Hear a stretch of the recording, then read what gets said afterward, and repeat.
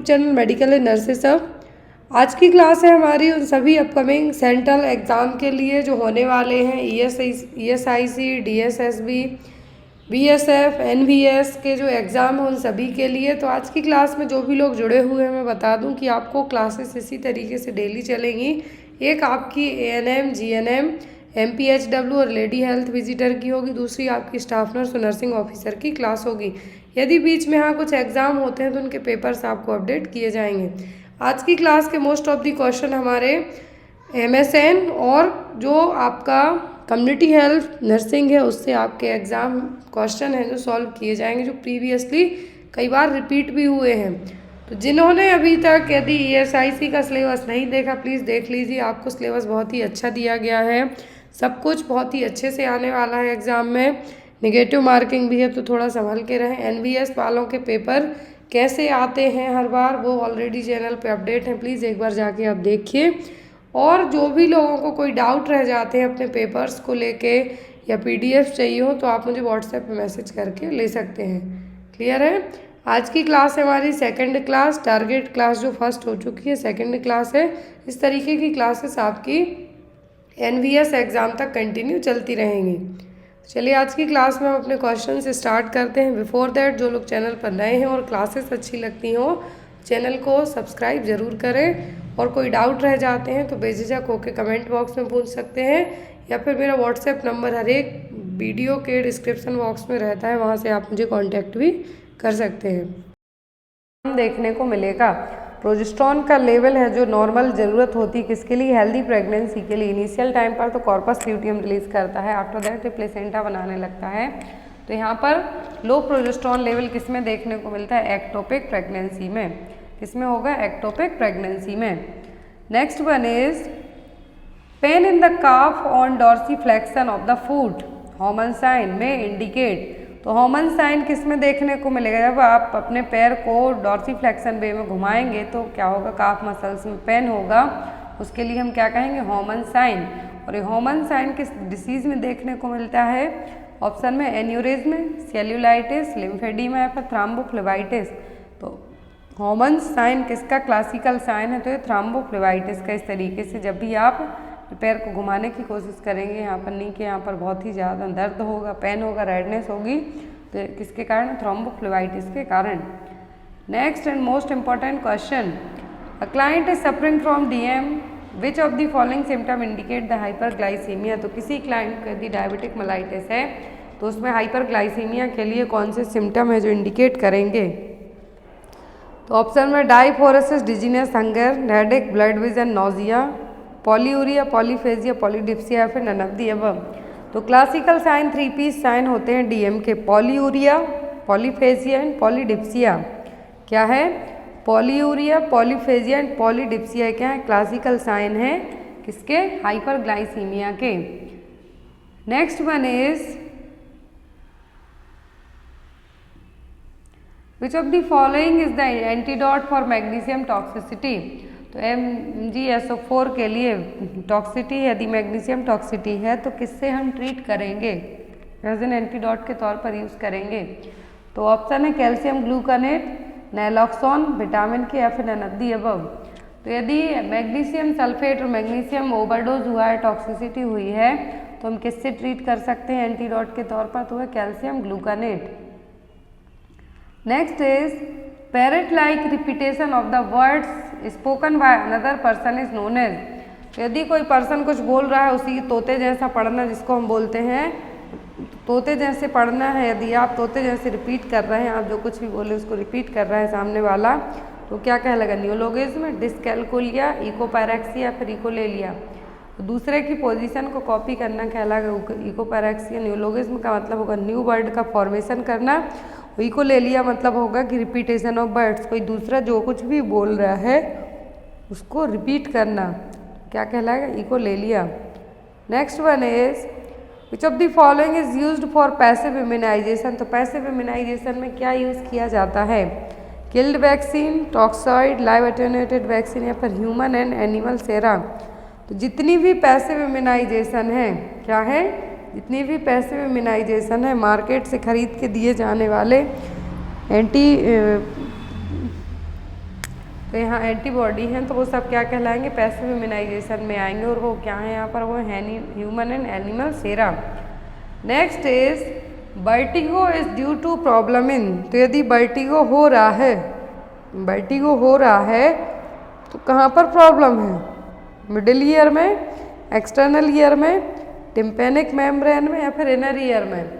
तो वर्टिगो होगा तो आप बॉडी बैलेंस बनाने में है जो प्रॉपर तरीके से खड़े भी नहीं हो पाएंगे, वो ये सब कहाँ पर होगा, इनर ईयर में। जब नर्व्स में या फिर इनर ईयर में कुछ प्रॉब्लम होगी तब वेस्टिबुलोकोक्लियर नर्व के यहाँ पर, तो यहाँ पर वर्टिगो है किसके कारण होगा, ये होगा इनर ईयर में प्रॉब्लम के कारण। Next one is surgically repair of hernia is, तो यदि हर्निया को किसी भी सर्जरी के थ्रू रिपेयर किया जाता है तो क्या कहलाएगा, लेप्रोस्कोपी, फिस्टुलेक्टोमी, हर्नियोक्टोमी, या फिर हर्नियोरेफ्री। रेफ्री का मतलब होता है रिपेयर करना, हर्नियोक्टोमी का मतलब होगा काट के रिमूव करना, लेप्रोस्कोपी का मतलब होगा विजुअलाइजेशन करना। तो यहाँ पर surgical repair of hernia, repair कर रहे हैं हम, ना कि कट कर रहे हैं, तो रिपेयर के लिए जो वर्ड यूज होगा वो क्या होगा, herniorrhaphy. Next one is the purpose of deep palpation is to assist, तो जब हम डीप पाल्पेशन करते हैं तो किसको असिस्ट करने के लिए करेंगे, स्किन टर्गर के लिए, टेम्परेचर के लिए, हाइड्रेशन के लिए, या फिर ऑर्गन्स के लिए। तो यहाँ पर पाल्पेट कर रहे हैं मतलब टच करके देख रहे हैं, तो किसको टच करके देखना है, डीप पाल्पेशन में इंटरनल ऑर्गन्स के लिए। Which of the following is the reason for intradermal injection to be used for testing allergic reaction? तो किसी भी ड्रग्स के लिए, किसी भी मेडिसिन के लिए जब हमें एलर्जिक रिएक्शन टेस्ट करना होता है या फिर एलर्जी टेस्ट किए जाते हैं तो हमेशा इंजेक्शन इंट्राडर्मल दिए जाते हैं। तो उसका रीज़न क्या है, it is easy to administer, it diffuse rapidly, it diffuse slowly, या फिर इट इज़ लेस पेनफुल। तो जब भी इंट्राडर्मल इंजेक्शन एडमिनिस्टर किए जाते हैं तो इनका जो रीज़न होता है कि इंट्राडर्मली क्यों दिए जा रहे हैं, आईवी क्यों नहीं दे रहे हैं, इनका रीज़न होता है कि डिफ्यूज़न इनका बहुत ही स्लो होता है। कैसा होगा, स्लो होगा।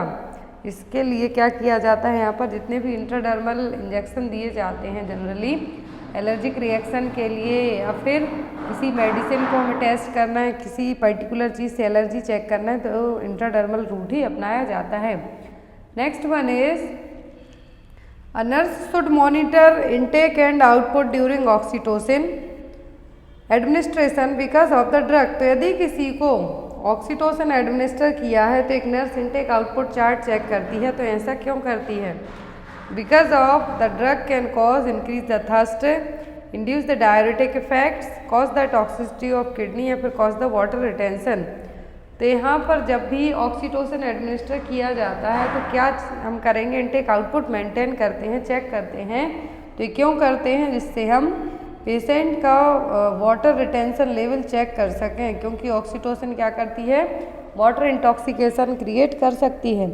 Oxytocin can cause water retention in the body, this is because it is structurally similar to ADH.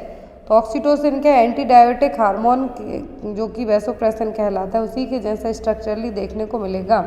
तो जब ऑक्सीटोसिन और एडीएच दोनों posterior part of pituitary gland release करेगी ब्लड में, तो एडीएच क्या करेगा, वाटर को ब्लड में रेगुलेट करने का काम करेगा। लेकिन जब ऑक्सीटोसिन यदि इन्फ्यूज़ करते हैं तो ये क्या करेगा, इसके अपोजिट काम करेगा।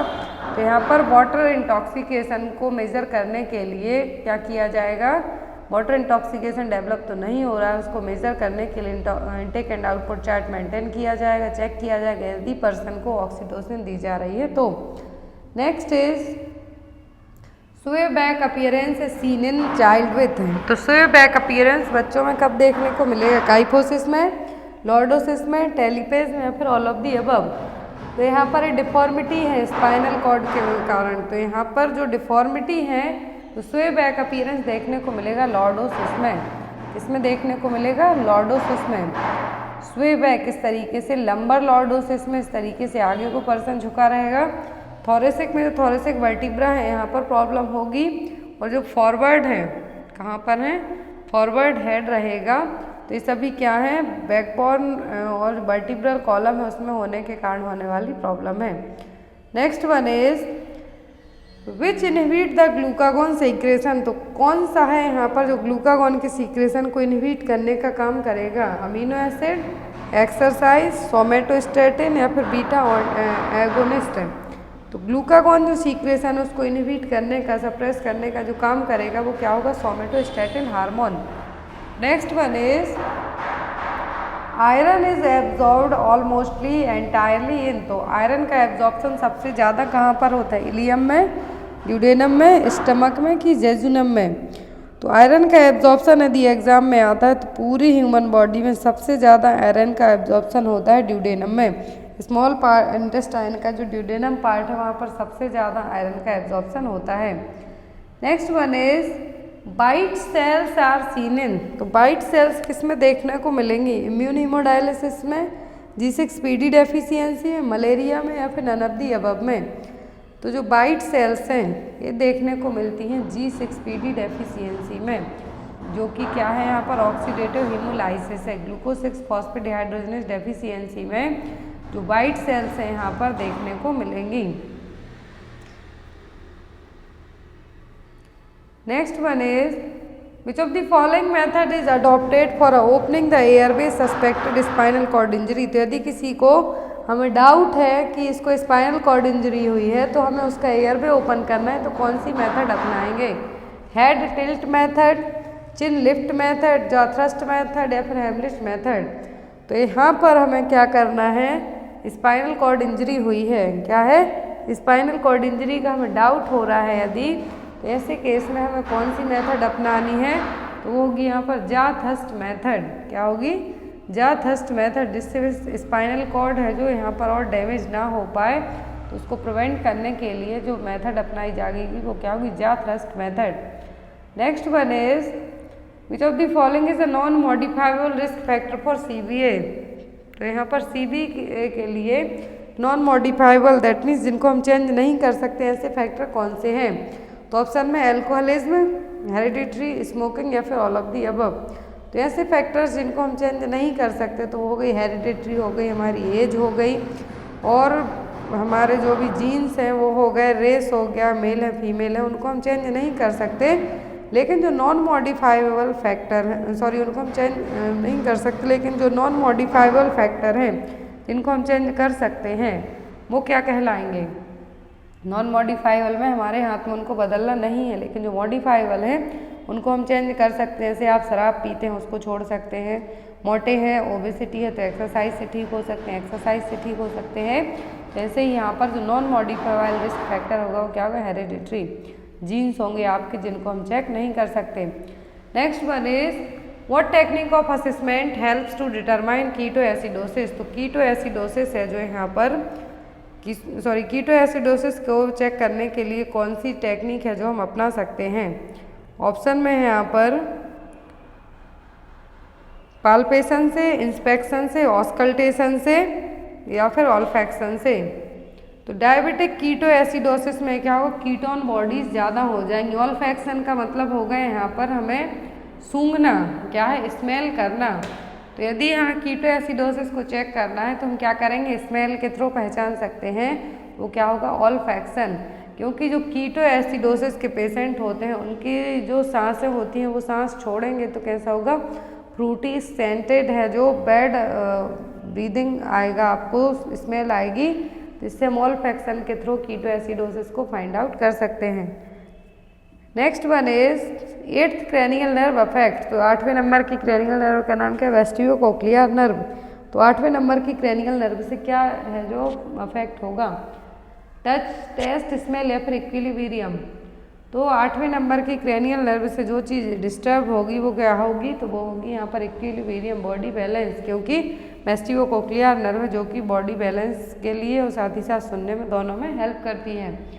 Next one is which of the following is not included in the symptom of hypoglycaemia, तो हाइपोग्लाइसीमिया का सिम्टम कौन सा नहीं है?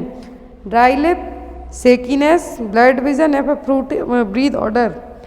तो यहाँ पर ड्राई लिप्स हैं, शेकीनेस है, ब्लड विजन है, ये सब किसके साइन है? हाइपोग्लाइसीमिया, ब्लड शुगर लेवल कम हो रहा है। लेकिन जो फ्रूट ब्रीथ ऑर्डर है किसका साइन है? ये डायबिटिक कीटो एसिडोसिस का साइन है। Next one is longest muscles in the body. तो ह्यूमन बॉडी की सबसे लंबी मसल कौन सी है? तो लॉन्गेस्ट शॉर्टेस्ट के लिए मैंने सेकंड चैनल है shorts medical and nurses of shorts, उस पर वीडियो अपलोड किया तो आप जाके वॉच कर लेना। तो लॉन्गेस्ट मसल्स है ह्यूमन बॉडी की सार्टोरियस मसल्स। कौन सी मसल्स है? Sartorius muscles. Long narrow muscle running obliquely across the front of the each thigh from the hip bone to the inside of the leg below the knee. तो ये क्या है? Sartorius muscle, जो कि human body की सबसे longest muscle है मानी जाती है। Next is the type of joint present between ear ossicles. तो ईयर ऑसिकल्स का मतलब है यहाँ पर जो मिलियस, इनकस, स्टेपस तीनों है, तो इनके बीच में जो जॉइंट्स रहेंगे वो कौन से जॉइंट्स हैं? साइनोवियल हैं, फाइब्रस हैं, सेकेंडरी कार्टिलेजिनस हैं, फिर प्राइमरी कार्टिलेजिनस हैं। जॉइंट्स अलग अलग टाइप के होते हैं, तो ऐसे जॉइंट्स जो कहाँ पर हो? ईयर वेसिकल्स में, तो वो कौन से हैं? तो वो साइनोवियल जॉइंट। क्या है? Synovial joints. तो ईयर बोन, ईयर ऑसिकल्स और ऑडिटरी ऑसिकल तीनों चीज़ें एक ही कहलाती हैं, जिसमें 3 बोन्स होती हैं। पेयर में पूछे तो 3 में, और टोटल 6 होती हैं। मेलियस जो कि हैमर शेप में रहेगी, इनकस एनवल शेप में, और स्टेपस है जो स्ट्रिप शेप में रहेगी। Next and most important question, the blind spot of eye is known as. तो आंखों का ब्लाइंड स्पॉट किसको कहा जाता है? कॉन्स को, रॉड्स को, ऑप्टिक डिस्क को, या फिर प्यूपिल को? तो जो ब्लाइंड स्पॉट है आंखों का वो क्या? Optic disc. Allen's test is used for, exam में आता है एलेंस टेस्ट क्यों किया जाता है? मीडियन नर्व कंप्रेशन के लिए, अल्नर नर्व फंक्शनिंग के लिए, इंटीग्रिटी ऑफ पाल्मर आर्च, या फिर नन ऑफ द अबव। तो एलेन टेस्ट किया जाता है इंटीग्रिटी ऑफ पाल्मर आर्च के लिए। यहाँ पर इसे चेक किया जाता है कि जो अल्नर आर्टरी में किसी भी तरीके का थ्रोम्बोसिस तो नहीं हो रहा है, जो कि रेडियल को भी अफेक्ट करेगा। तो यहाँ पर प्रॉपर ब्लड सप्लाई के लिए, ब्लड फ्लो के लिए टेस्ट है जो यूज़ किया जाता है।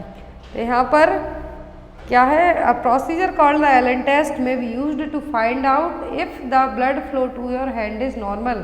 तो हाथों में आपके ब्लड की प्रॉपर सप्लाई हो रही है नहीं, उसको चेक करने के लिए टेस्ट किया जाता है एलेन्स टेस्ट। तो यहाँ पर हेल्थ केयर प्रोफेशनल क्या करते हैं आपके लिए? Drawing your blood will apply pressure to the arteries in your wrist for several second. तो यहाँ पर आपकी आर्टरीज के यहाँ पर प्रेशर लगा के रखेंगे, चेक करेंगे कुछ सेकेंड में ब्लड फ्लो होता है या नहीं। तो यहाँ पर इस टेस्ट के लिए क्यों किया जाता है? पाल्मर आर्च की इंटीग्रिटी के लिए, कि यहाँ पर that is the test done to determine that the collateral circulation is present from the ulnar artery in case of thrombosis occur in the radial. यदि रेडियल में किसी भी तरीके का थ्रोम्बस है या फिर क्लॉट है, तो अल्नर आर्टरी ब्लड की सप्लाई कर पा रही है नहीं, उसके लिए एलेन्स टेस्ट किया जाता है। Next one is carpal tunnel syndrome is due to compression of. तो कार्पल टनल सिंड्रोम सबसे ज़्यादा जो लोग आईटी फील्ड वाले होते हैं या फिर कंप्यूटर्स पर लंबे टाइम तक काम करते हैं उनमें देखने को मिलता है। कार्पल टनल में कौन सी नर्व है जो कंप्रेस होगी? Radial nerve, ulnar nerve, median nerve, या फिर अल्नर आर्टरी। तो कार्पल टनल सिंड्रोम देखने को मिलता है जब मीडियन नर्व कंप्रेस होती है। क्या होगी?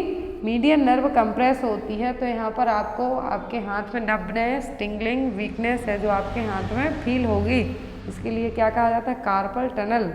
रिस्ट के लिए क्या कहा जाता है? Carpal tunnel. तो यहाँ पर एक कौन सी नर्व के कारण होगी? मीडियन नर्व के कारण। Next is valve of Hasner's is present in. तो हेस्नर वॉल्व कहाँ पर प्रेजेंट होंगे? नेजो लैक्राइमल डक्ट्स में, पैंक्रियाटिक डक्ट्स में, पैरोटिड ग्लैंड डक्ट में, या फिर ऑल ऑफ दी अबव में। तो वॉल्स ऑफ हेस्नर रहेंगे कहाँ पर? नेजो लैक्राइमल डक्ट के यहाँ पर। ये देखिए वॉल्व ऑफ हेस्नर यहाँ पर प्रेजेंट रहेंगे lower end of the नेजो lacrimal duct के यहाँ पर, जो कि जनरली क्या करते हैं? एयर को प्रिवेंट करते हैं ब्लो बैक होने से। तो इसीलिए यहाँ पर इनका नाम भी क्या रखा गया है? Valve of Hasner. Next one is which diagnostic test is done in diphtheria. तो डिप्थीरिया को डायग्नोस करने के लिए कौन सा टेस्ट यूज करते हैं? सिक टेस्ट। डायरेक्ट आंसर बता देते हैं, सिक टेस्ट है जो डिप्थीरिया को डायग्नोस करने में होता है। माउंटेक्स टेस्ट होता है टीबी को डायग्नोस करने में। टाइफाइड के लिए विडाल होता है। सिफिलिस के लिए होता है VDRL टेस्ट, स्कारलेट फीवर के लिए होता है डिक टेस्ट, टाइफस फीवर के लिए होता है वेलफ्लेक्स टेस्ट। तो ये स्पेसिफिक टेस्ट हैं जो एक पर्टिकुलर डिसीज़ को डायग्नोस करने के लिए किए जाते हैं। Next one is usual dose of PPD in Mantoux test. तो माउंटेक्स और ट्यूबरकुलिन टेस्ट में purified protein derivative intradermal route से इंजेक्ट किए जाते हैं। कितना डोज है जो PPD का लिया जाता है माउंटेक्स टेस्ट के लिए? 20 IU, 5 IU, 100 IU या फिर 200 IU। तो इंट्राडर्मल रूट से PPD है जो एडमिनिस्टर की जाती है माउंटेक्स टेस्ट ट्यूबरकुलिन टेस्ट में। रीडिंग कितने घंटे के बाद सही आती है? 48 से 72 घंटों में। और कितना PPD इंसर्ट किया जाता है? 5 IU। कितना? 5 IU। Next one is which of the following is the most appropriate route of administration for insulin. तो इंसुलिन के लिए हम किस रूट से एडमिनिस्टर करते हैं?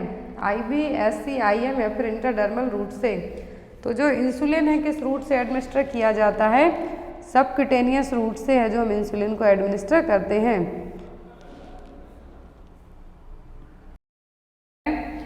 The nurse is monitoring a 15-month-old child for sign and symptom of increased intracranial pressure. After a craniotomy, the nurse plans to monitor for which early sign or symptom of increased ICP in this children. तो यहाँ पर एक nurse है जो 15 महीने के बच्चे को क्या कर रही है? मॉनिटर कर रही है। क्रेनियोटॉमी सर्जरी हुई है, आफ्टर द क्रेनियोटॉमी ICP बढ़ रहा है। तो कौन से साइन है? अर्ली साइन है जो ICP बढ़ने के लिए इंडिकेट करेंगे। दैट मीन्स पता चलेगा कि इंट्राक्रेनियल प्रेशर बढ़ रहा है 15 महीने के बच्चे में। कौन से साइन है जो देखने को मिलेंगे? ऑप्शन में है anorexia and vomiting, bulging anterior fontanelle, altered level of consciousness and last one is the complaint of frontal headache. तो बच्चे की एज कितनी है? 15 मंथ है। क्या है? 15 मंथ बच्चे की एज है। तो यहाँ पर जो एज के अकॉर्डिंग आपको ध्यान से देखिए, क्वेश्चन एज के अकॉर्डिंग पूछा है कि ICP के अर्ली साइन क्या हैं, बड़े हुए ICP के अर्ली साइन क्या हैं। तो यहाँ पर आपका जो राइट आंसर होगा वो क्या होगा? तो जो एंटीरियर फॉन्टेनेल हैं, जनरली फॉन्टेनेल हैं, एंटीरियर क्या होते हैं? यहाँ पर जो बच्चे में आपको 15 महीने के बच्चे में देखने को मिलेगा होगा फॉन्टेनेल। यदि 18 महीने की एज तक के बच्चे में आप ध्यान से देखिए क्वेश्चन, यदि 18 मंथ की एज ग्रुप तक के बच्चे में कहते हैं ICP के अर्ली साइन, तो वो होगा बल्जिंग एंटीरियर फॉन्टेनेल। क्या होगा? Bulging anterior fontanelle. क्यों होगा? क्योंकि जो 18 महीने तक की एज होती है बच्चे की, उसमें जो एंटीरियर फॉन्टेनेल है वो क्लोज नहीं हो पाता। जो पोस्टीरियर फॉन्टेनेल है और ऑक्सीपिटल फॉन्टेनेल है वो जल्दी क्लोज हो जाते हैं, लेकिन जो एंटीरियर फॉन्टेनेल है ये क्लोज होते हैं 18 मंथ की एज में, 12 to 18 मंथ की एज में। तो यहाँ पर आपको क्या मैंने याद रखना है कि यदि 18 महीने तक के बच्चे में पूछते हैं ICP के अर्ली साइन, तो होंगे बल्जिंग एंटीरियर फॉन्टेनेल। यदि यहाँ पर बात करें अप टू 18 मंथ, क्या है? अप टू 18 मंथ में तो अर्ली साइन क्या है? Bulging fontanelle. लेकिन यदि 18 महीने की एज के बाद बात करते हैं तो अर्ली साइन होगा वॉमिटिंग। आपको ये चीज़ अपने माइंड में सेट करके रखना है। यदि 2 साल के बच्चे में कहते हैं कि ICP का अर्ली साइन क्या है, तो वो होगा एनोरेक्सिया एंड वॉमिटिंग। लेकिन यहाँ पर 18 महीने से कम में कहें तो एंटीरियर फॉन्टेनेल बल्जिंग, क्योंकि ये क्लोज नहीं हो पाता 18 महीने तक। और एडल्ट्स में आता है, यदि यहाँ पर यही चीज़ एडल्ट्स के लिए कहते कि ICP का अर्ली साइन क्या है, तो वो होगा altered level of consciousness. I hope आपको तीनों चीज़ें क्लियर हो गई हो। Next one is what is the meaning of failure to thrive. तो फेलियर टू थ्राइव का मतलब क्या है? ऑप्शन है यहाँ पर child is unable to walk, child is unable to speak, rate of weight gain is sluggish and rate of height gain is sluggish. तो यहाँ पर फेलियर टू थ्राइव का मतलब क्या होगा? तो फेलियर टू थ्राइव का मतलब होगा कि बच्चे की जो वेट है, क्या है? बच्चे का वेट है जो एक ही जगह पे स्टॉप होके रह गया, उसको हम क्या कहेंगे? Failure to thrive. क्या होगा? Failure to thrive. Rate of weight gain is sluggish, that means failure to thrive. ये टर्म यूज किया जाता है इनएडिक्वेट ग्रोथ और inability to maintain the growth usually in early childhood, जो कि एक साइन है failure to thrive. Undernutrition, malnutrition है तो बायोलॉजिकल हो सकता है, साइकोलॉजिकल हो सकता है। तो यहाँ पर यदि आपको एग्जाम में आता है फेलियर टू थ्राइव, तो आपको याद रखना है rate of weight gain is sluggish. क्या है? Rate of weight gain is sluggish. Next one is which among the following is not a common symptom of tuberculosis. Most important question, TB का जो most common sign कौन सा नहीं है? Option में है कफ फॉर 3 वीक्स और मोर, फीवर स्पेशली एट नाइट, और weight gain and loss of appetite. तो यहाँ पर जो ट्यूबरक्लोसिस का कॉमन साइन नहीं है वो कौन सा है? तो वो है वेट गेन। ट्यूबरक्लोसिस के पेशेंट आपने हट्टे कट्टे मोटे ताजे नहीं देखे होंगे कभी भी। हमेशा टीबी के पेशेंट होते हैं जो उनका वेट है जो कभी भी गेन नहीं होता है। स्पेशली ये क्या होता है, बहुत ही फास्ट तरीके से वेट लॉस होता है। तो यहाँ पर यदि एक क्वेश्चन और आता है कि यदि टीबी का एक जो क्लिनिकल साइन पूछा जाता है तो वो क्या होगा? Cough for more than 3 week. क्या है? खांसी का आना कंटिन्यूस 3 वीक से ज़्यादा, फीवर आना स्पेशली एट नाइट में, वेट लॉस होना, एपेटाइट भूख नहीं लगना, एंड यहाँ पर 1 महीने या फिर 3 वीक तक तो क्या रहता है? खांसी रहेगी, फीवर रहेगा, निमोनिया होना बार बार। और एडवांस टीबी के जो साइन है वो night sweat, weight loss, fatigue and rashes. Next and most important question, mid day meal supplement diet provides following nutrients. तो मिड डे मील जो प्रोग्राम है, मिड डे मील जो स्कीम है, इसके तहत कितना सप्लीमेंट्स है जो प्रोवाइड करवाया जाता है? ऑप्शन में है 200 kilo calories and 7 to 10 gram protein, 300 calories and 8 to 12 gram protein, 300 calories and 14 to 16 gram protein, and 200 calories and 6 to 8 gram of protein. तो यहाँ पर जो मिड डे मील सप्लीमेंट में जो डाइट प्रोवाइड करवाई जाती है उसमें कितना है जो कैलोरी और प्रोटीन दिया जाता है? जो मिड डे मील स्कीम है, मिड डे मील स्कीम कब आई थी? 1995 में, 1995 में। जो यहाँ पर उस टाइम पर 1995 में जब इसको लॉन्च किया गया था तो प्राइम मिनिस्टर कौन थे? पीवी नरसिम्हा राव। आपको याद रखना, एग्जाम में आ सकता है। और ये स्कीम अभी भी एक्टिव है। तो यहाँ पर आपको जो मिड डे मील सप्लीमेंट में डाइट दी जाती है उसमें कितना होता है? 300 calories and 8 to 12 gram of protein. In this scheme, children 1st to 5th should achieve 100 gram food per student and 3 calories and 8 to 12 gram of protein. तो mid day meal scheme के तहत 300 calorie दी जाती है और 8 से 12 gram protein. और किनको दिया जाता है? जिनकी जो क्लास स्टैंडर्ड 1st ग्रेड से लेके 5th ग्रेड तक के बच्चों को दिया जाता है 100 ग्राम फूड पर स्टूडेंट, जिसमें उनको 300 कैलोरी और 8 से 12 ग्राम प्रोटीन है जो मिल जाता है। नेक्स्ट वन इज, ये क्वेश्चन अभी रिसेंट में एग्जाम में आया हुआ था। क्वेश्चन है, a nurse is taking care of a patient with closed chest drainage and observe constant bubbling in the water seal compartment during both inspiration and expression, what the nurse should concluded. तो यहाँ पर as a nurse आप patient की care कर रहे हैं, तो जो यहाँ पर चेस्ट ट्यूब ड्रेनेज सिस्टम है, यहाँ पर क्लोज चेस्ट ड्रेनेज है, तो यहाँ पर आपको बबलिंग देखने को मिल रही है वाटर सील कंपार्टमेंट में, चाहे आप एयर इंस्पायर कर रहे हो या फिर एक्सपायर कर रहे हो। तो ये क्या होगा? The system is functioning normally, the patient has developed pneumothorax, the chest tube is obstructed, the system has an air leak. Question exam में अभी आया था ये रिसेंट में कि यदि बबलिंग साउंड देखने को मिल रहा है, कंटिन्यूस आप बबलिंग देख रहे हैं वाटर सील चैम्बर में, कंपार्टमेंट में, तो ये क्या है? तो ये साइन है कि system has an air leak. क्या है? ये यहाँ पर जो आप देख रहे हैं, जो यहाँ पर एक मशीन देख रहे हैं आप, तो यहाँ पर यदि बबलिंग साउंड मेनली एग्जाम में आता है, बबलिंग आपको कंटिन्यूसली देखने को मिलती है वाटर सील चैम्बर में स्पेशली, तो क्या होगा? यहाँ पर एयर लीकेज हो रही है। Next one is, which of the following is not included in the quadruple screening test में क्या इंक्लूड नहीं है? ऑप्शन में है unconjugated estriol, alpha fetoprotein, HCG and inhibin B. तो यहाँ पर क्या है जो इंक्लूडेड नहीं है?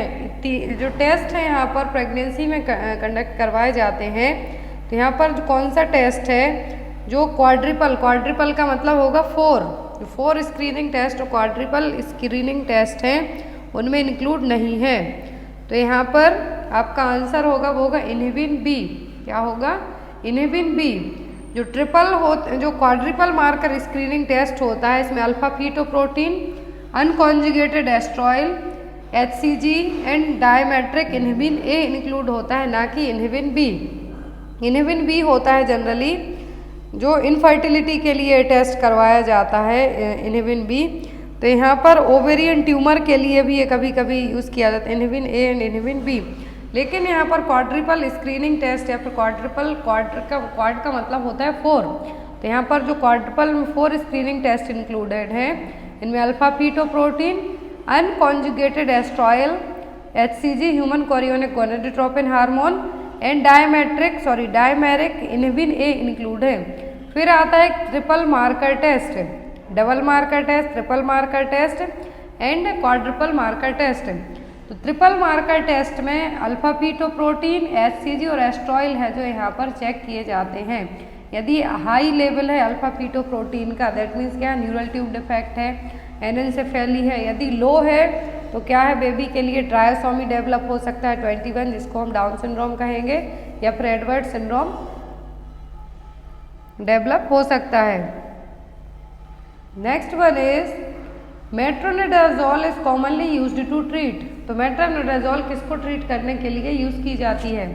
टाइफॉइड, डिसेंट्री, कोलेरा या फिर diarrhoea.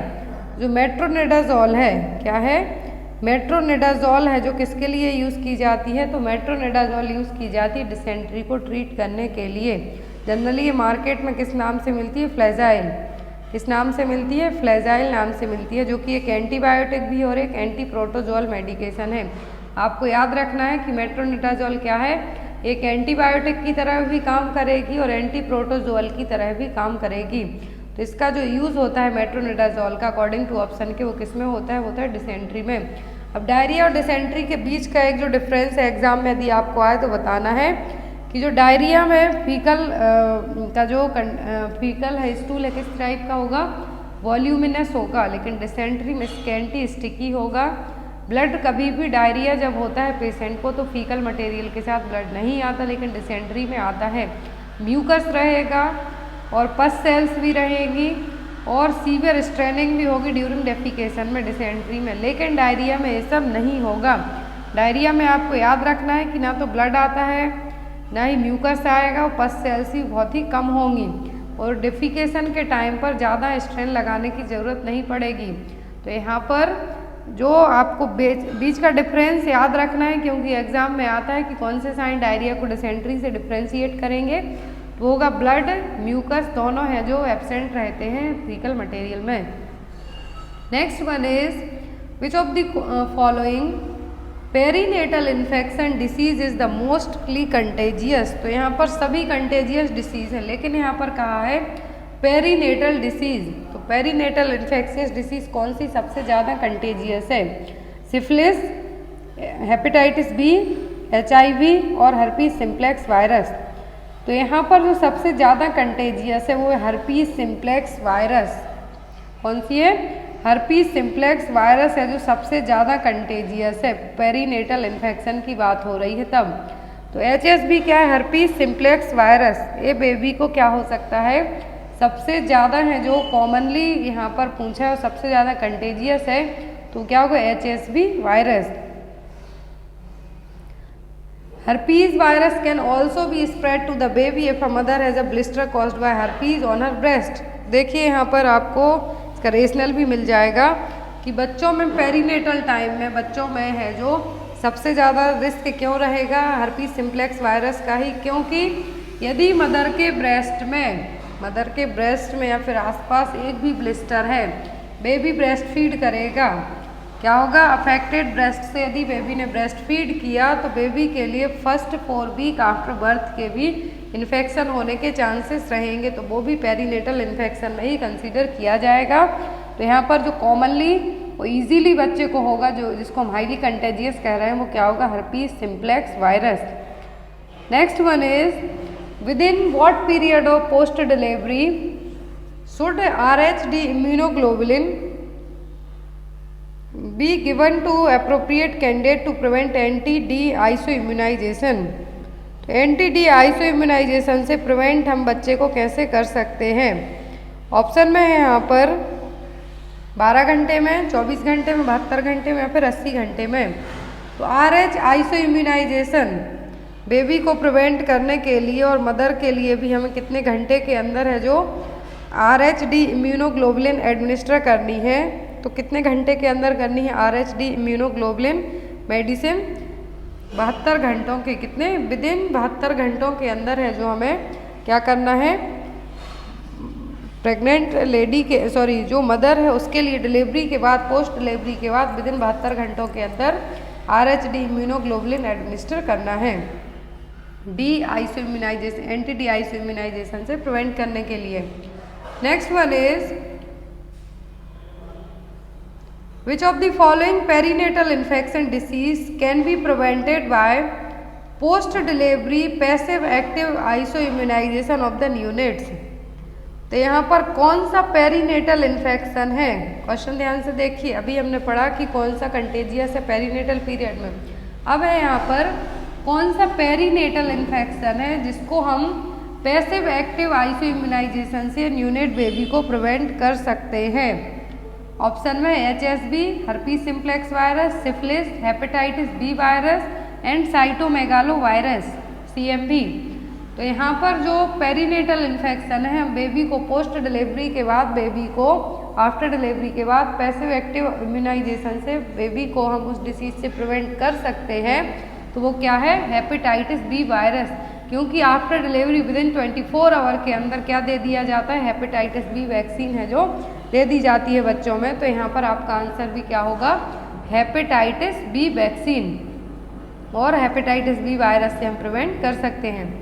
Next one is serum hepatitis is also known as. तो सीरम हेपेटाइटिस किसको कहा जाता है, हेपेटाइटिस ए को, बी को, ई को, या फिर बैक्टीरियल हेपेटाइटिस को।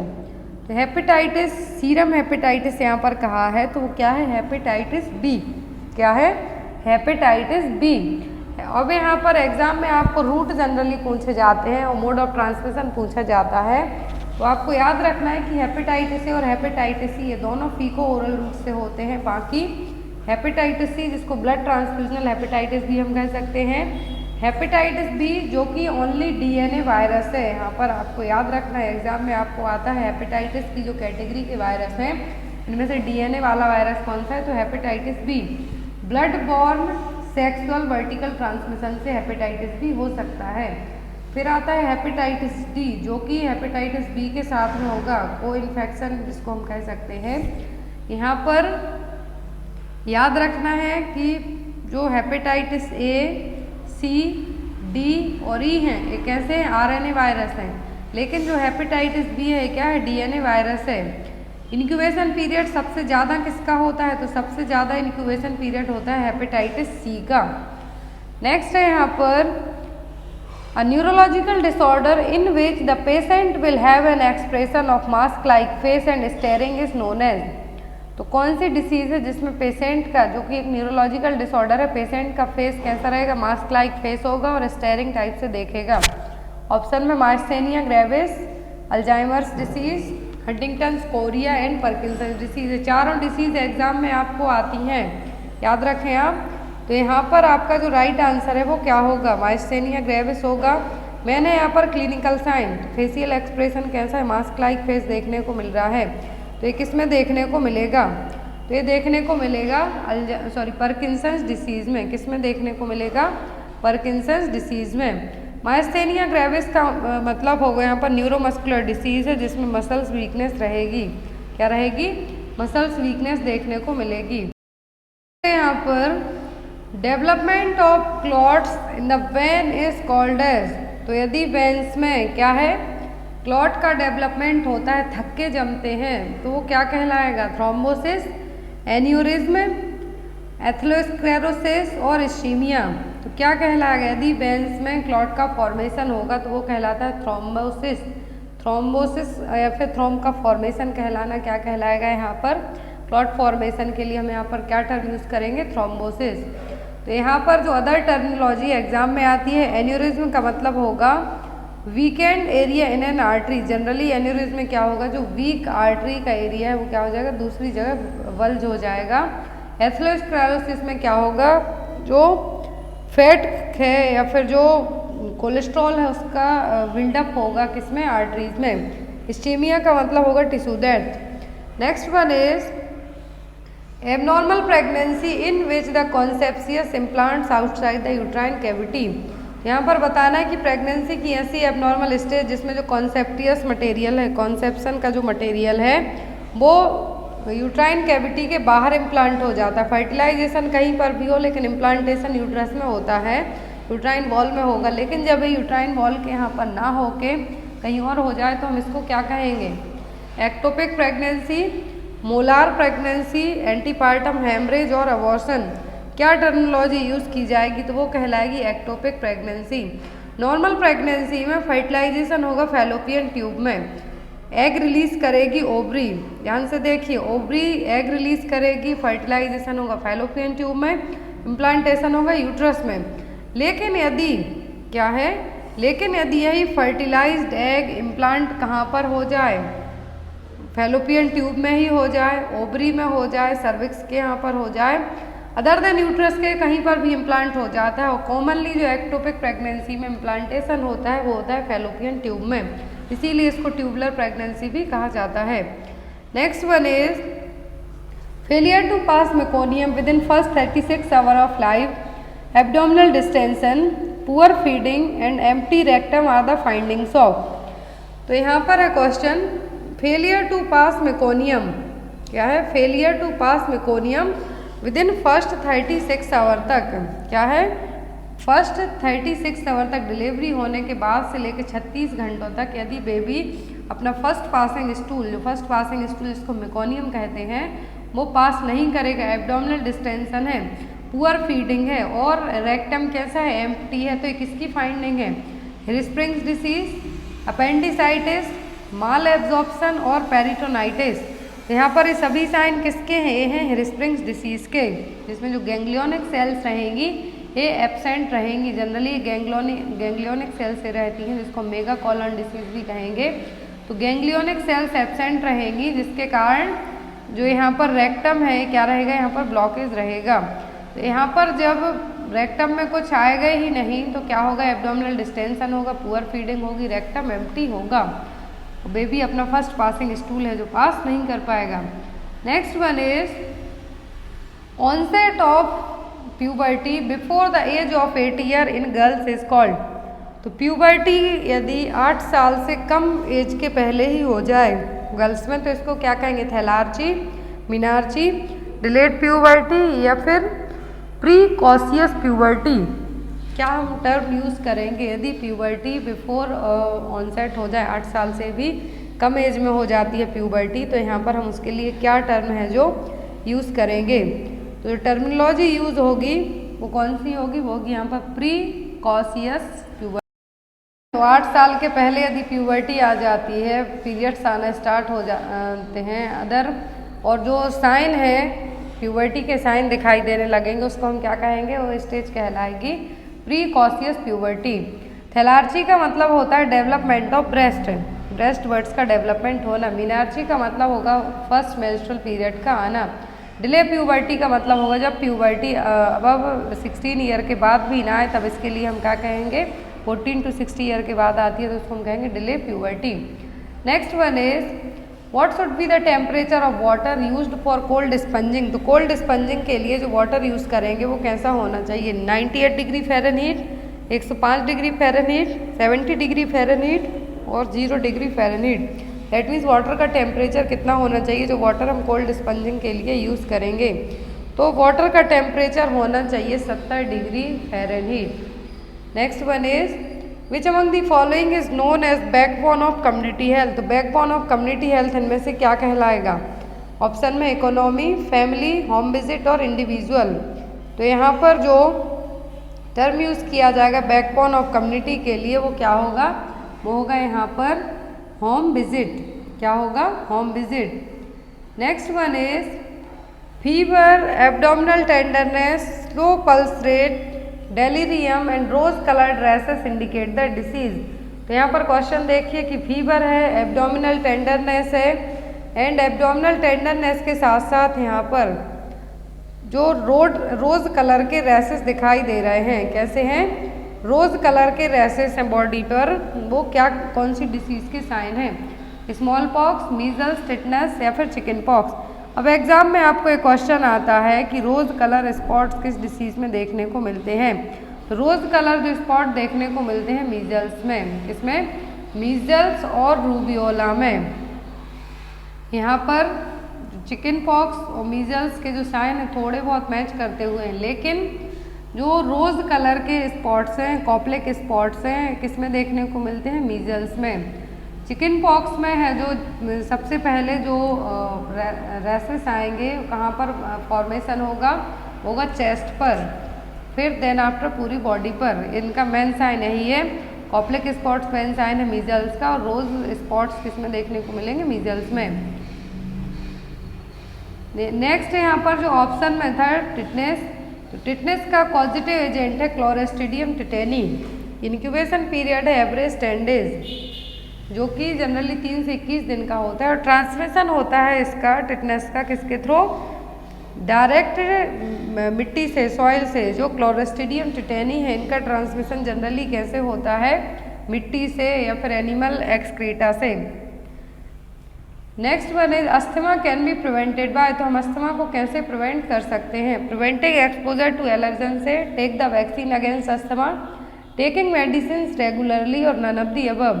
तो अस्थमा को हम प्रिवेंट कर सकते हैं मेनली यहाँ पर एलर्जन से, क्योंकि अस्थमा किससे होता है? जनरली एलर्जन से हो सकता है, पॉलन से हो सकता है, डस्ट से हो सकता है।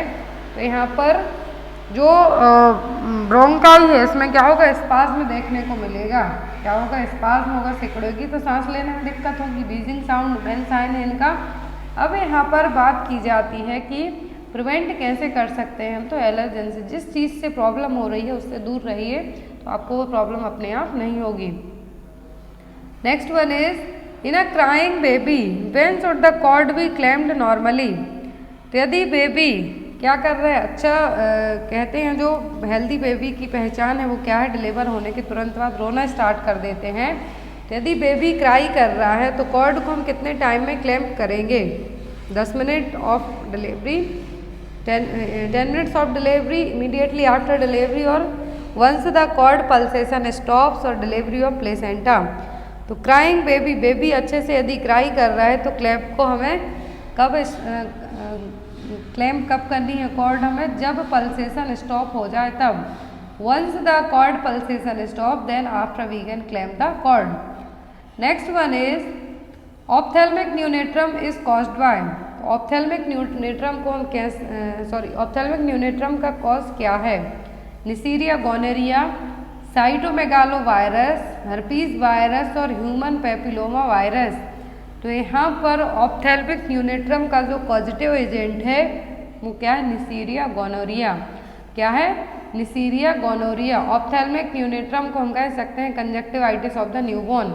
एग्जाम में आ सकता है ऑप्थेल्मिक न्यूनेट्रम का मतलब क्या है? कंजक्टिवाइटिस ऑफ द न्यूबॉर्न, जो कि आई इन्फेक्शन है, विद इन 30 डेज में डिलीवरी से लेके फर्स्ट 30 डेज में डेवलप हो सकता है। बर्थ कैनाल के थ्रू हो सकता है बच्चों को, जो कि एक सेक्सुअली ट्रांसमिटेड डिसीज है गोनोरिया। निसीरिया गोनोरिया ही इसका मोस्ट कॉमन कॉज माना जाता है ऑप्थेल्मिया न्यूनेट्रम के लिए। तो यहाँ पर बर्थ कैनाल से बेबी यदि वेजाइनल डिलीवरी के थ्रू हो रहा है तो ज़्यादा चांसेस रहेंगे निसीरिया गोनोरिया जो एजेंट है इसके थ्रू बेबी को ऑप्थेल्मिक न्यूनेट्रम डेवलप होने के। Next one is clinical sign seen in tetanus is. Clinical sign क्या है इसमें से? टिटनस का कॉप्लेक स्पॉट्स, स्यूडोमेम्ब्रेन, ओपिस्थोटोनस और हाइड्रोफोबिया। तो हाइड्रोफोबिया तो रेबीज का क्लिनिकल साइन है, कॉप्लेक स्पॉट्स मीजल्स का साइन है। अब यहाँ पर बचते हैं दो, स्यूडोमेम्ब्रेन और ओपिस्थोटोनस। तो टिटनस में जनरली क्या अफेक्ट होगा? बोन्स अफेक्ट होंगी, मसल्स अफेक्ट होंगी। तो यहाँ पर टिटनस का जो क्लासिकल साइन है वो क्या है? वो opisthotonus. Opisthotonus is the severe hyper extension and spasticity in which an individual's head, neck and spinal column enter into complete bridging और arching position।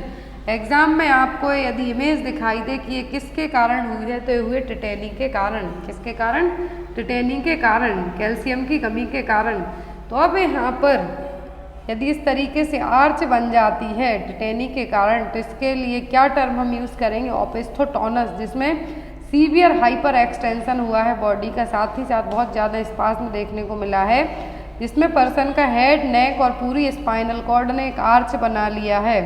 क्या बना लिया है? आर्च बना लिया है, ब्रिज जैसे बना लिया है कि यहाँ से देखिए सीधा यहाँ तक जो यहाँ पर टोए हैं, टोए से सीधा हेड तक पूरा एक बीच में जो ब्रिज जैसे दिख रहा है, क्या है? ओपिस्थोटोनस।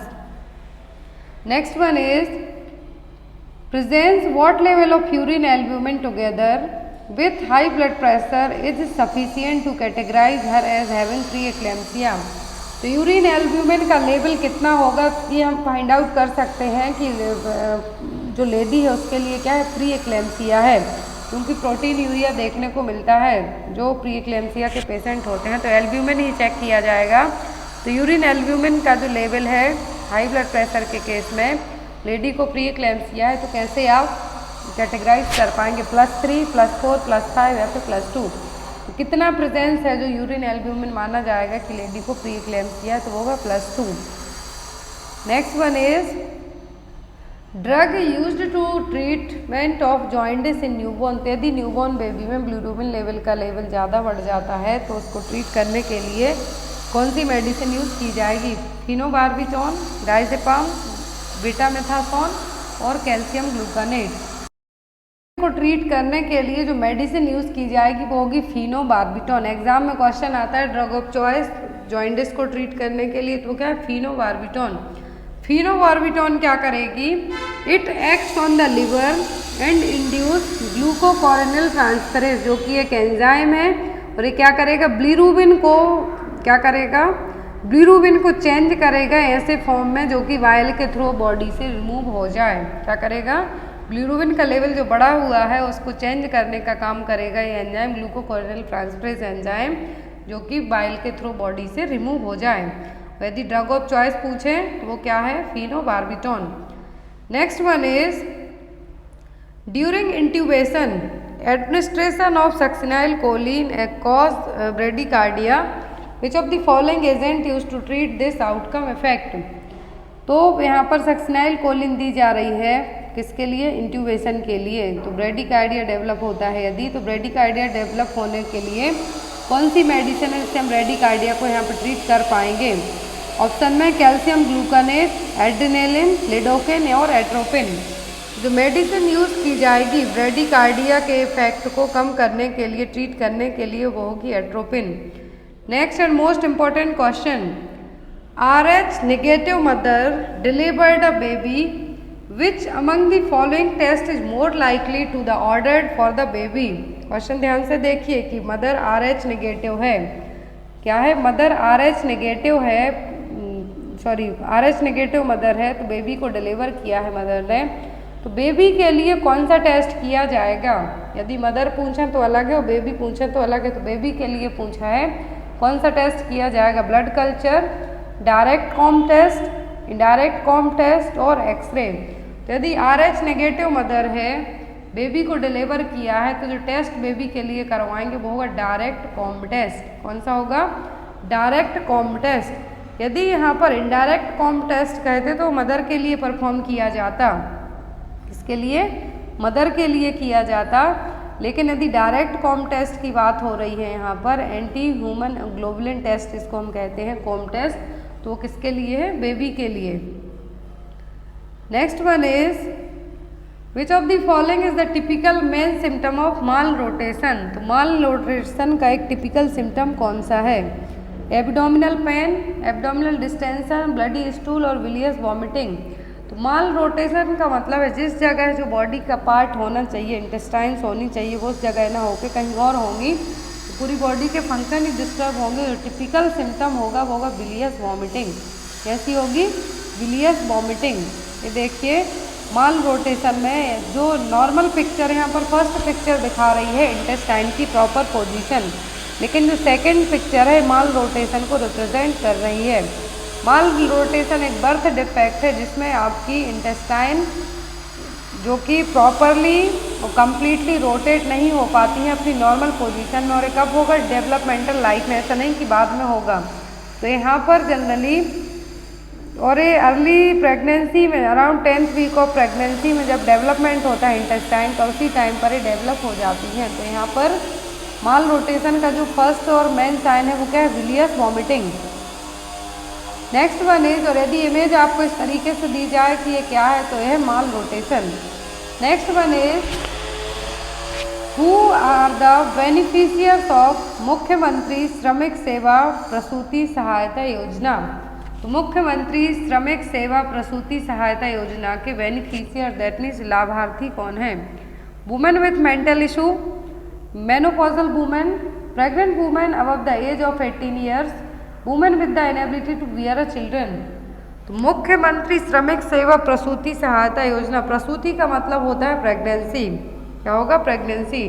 तो प्रसूति सहायता योजना, मुख्यमंत्री श्रमिक सेवा प्रसूति सहायता योजना की जो लाभार्थी हैं ऐसी प्रेग्नेंट वुमेन जिनकी एज 18 साल से ज़्यादा हो।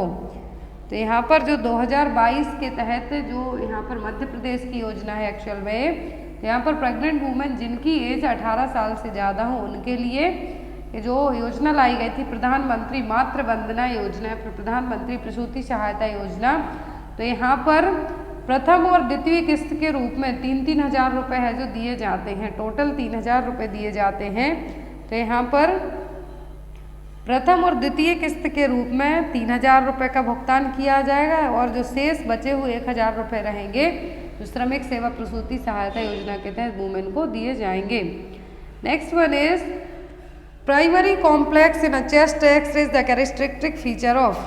प्राइमरी कॉम्प्लेक्स और गॉन फोकाई दोनों एक ही टर्म है, किसमें देखने को मिलेंगे? चेस्ट एक्सरे करवाएंगे तो निमोनिया में, एम्पायमा में, ब्रोंकियोलाइटिस में या फिर ट्यूबरक्लोसिस में। तो प्राइमरी कॉम्प्लेक्स और गॉन्स फोकाई किसमें देखने को मिलते हैं? ये देखने को मिलते हैं ट्यूबरक्लोसिस के पेशेंट का जब चेस्ट एक्सरे किया जाता है तो ग्रेन्युलोमा टाइप से, कॉम्प्लेक्स टाइप से दिखाई देगा। तो इसके लिए क्या कहा गया? गॉन्स फोकाई और primary complex typically in the middle और lower zones of the lungs. जो लोअर जोन्स रहेगा लंग्स का या फिर मिडिल लंग्स में यहाँ पर ये देखने को मिलेंगे। और ये जनरली या तो प्लूरल इफ्यूजन के कारण भी हो सकते हैं या फिर इनका मेन रीजन होगा, मेन किस डिसीज़ में देखने को मिलेंगे। तो आपको एग्जाम में या तो गॉन्स फोकाई देखने को मिलेगा और primary complex. Next one is, serological and which test commonly are used in diagnosis of rabies. तो रेबीज है जो जो टेस्ट है यहाँ पर कौन से टेस्ट से है जो प्रॉपर तरीके से हम फाइंड आउट कर सकते हैं, डायग्नोस कर सकते हैं। सीरोलॉजिकल और कौन सा टेस्ट किया जाएगा? हेमेटोक्रेट, इन्यूलिन क्लियरेंस, ऑस्कल्टेशन और मॉलिकुलर टेस्ट। ये क्वेश्चन MP-NHM में आया था। तो सीरोलॉजिकल और जो यहाँ पर मॉलिकुलर टेस्ट है दोनों रेबीज को डायग्नोस करने में किए जाते हैं। डायरेक्ट फ्लोरेसेंट एंटीबॉडी टेस्ट भी हम जिसको कह सकते हैं कि रेबीज वायरस के जो एंटीजन है आपके ब्रेन टिश्यू में प्रेजेंट तो नहीं है, उसके लिए टेस्ट किए जाते हैं। Next one is, which of the following is not a national health programme. तो इनमें से नेशनल हेल्थ प्रोग्राम कौन से नहीं हैं? National programme for control of blindness and visual impairment, national tobacco control programme, national oral health programme, national programme for prevention and control of deafness. तो यहाँ पर आपका आंसर होगा जो यहाँ पर अब option A, B, C, D दिए हैं कि A बस है कि B है या नहीं है। तो यहाँ पर क्वेश्चन है not a national health programme, तो यहाँ पर आपका आंसर होगा नन ऑफ दी अबव, क्योंकि ये सभी क्या है? नेशनल हेल्थ प्रोग्राम है। यहाँ पर जो national programme for control of blindness and visual impairment है तो ये 1975 में लॉन्च किया गया था। फिर दूसरा है national programme for prevention and control of deafness, तो 2006 से 2007 में एज अ पायलट प्रोजेक्ट के तहत इसको लाया गया था।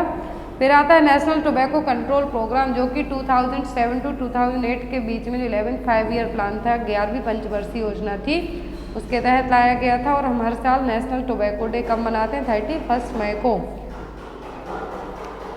Next is, which of the following is the programme implemented by the government of India in 2014 to ensure immunization for children up to 2 years of age and the pregnant women।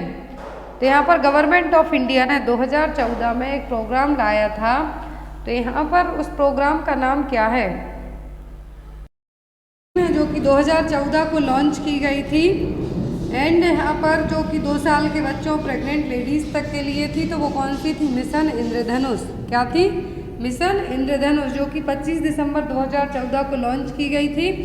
Then after यहाँ पर intensified mission इंद्रधनुष programme भी आया था 8 अक्टूबर 2017 को, इसके लिए मोदी जी ने launch किया था।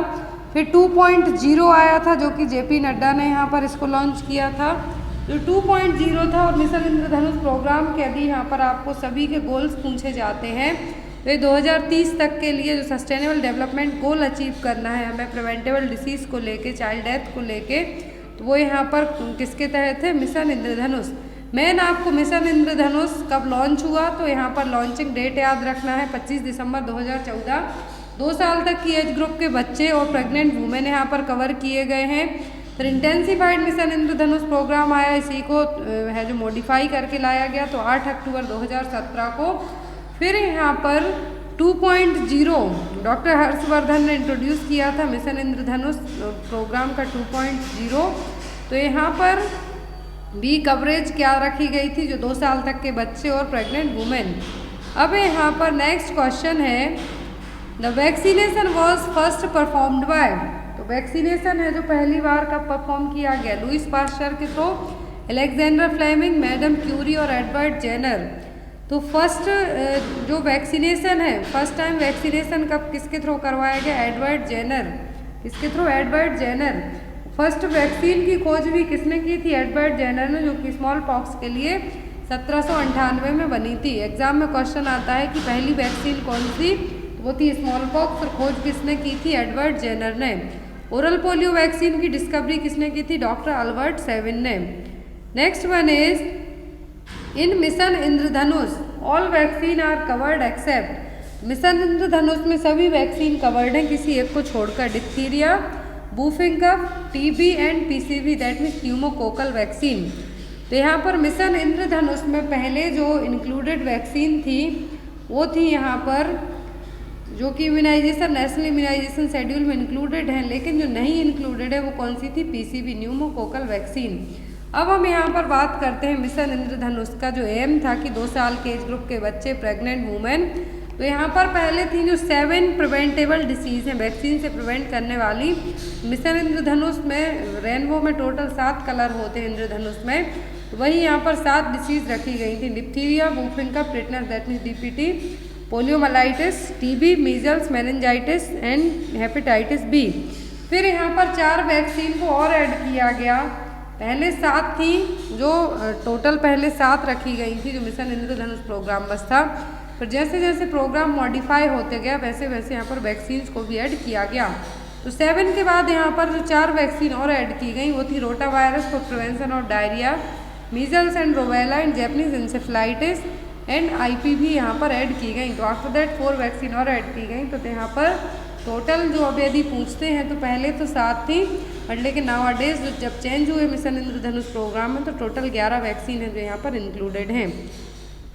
Next is the vaccines at primary health centre level are stored in. तो PHC लेवल पर वैक्सीन किस में स्टोर की जाती हैं? आइसलैंड रेफ्रिजरेटर में, जिसको हम ILR भी कहते हैं, deep freezer, walk in cold room और कोल्ड बॉक्सेस।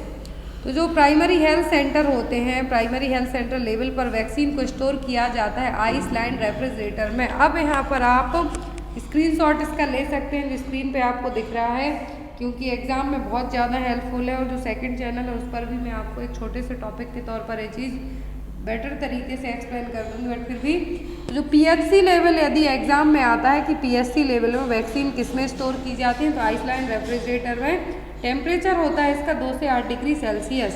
दूसरा आता है डीप फ्रीजर।